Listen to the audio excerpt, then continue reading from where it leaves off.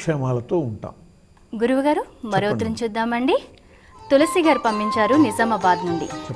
దుర్గాదేవి కటాక్షం కోసం అనునిత్యం పఠించాల్సిన శ్లోకం లేదా మంత్రం ఏంటి తెలియచేయండి అని అడుగుతున్నారు.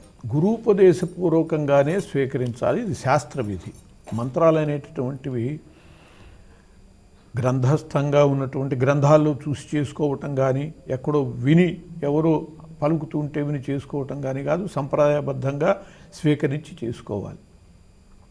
ఇక దుర్గా సంబంధమైనటువంటి స్తోత్రాలలో దుర్గా ఆపదుద్ధారక స్తోత్రము అని ఉన్నది. దానిలో కూడా మొత్తం స్తోత్రం చేయలేకపోతే దుర్గే స్మృత హర్షిభీతి శేషజంతో స్వస్థై స్మృత అని చెప్పి ఈ శ్లోకం కనీసం మతమతీవ శుభాందదాసి దారిద్ర్య దుఃఖ భయహారిణి కాత్వదన్య సర్వోపకార కర్ణాయ అని చెప్పి దయార్ద్ర చిత్త అని చెప్పి ఆమెను ప్రార్థించేటటువంటి శ్లోకం కనుక నిత్యము చేసుకునేటట్లయితే ఆ ఒక్క శ్లోకమే మన యొక్క దారిద్ర్యాల్ని పోగొడుతుంది, సకల సంపదలని ఇస్తుంది. అందువల్ల ఎక్కువ చేసుకోలేనటువంటి వాళ్ళు కనీసం ఆ శ్లోకాన్ని నిత్యము నిరంతరము పఠిస్తూ ఉన్నా కూడా మంచిదే.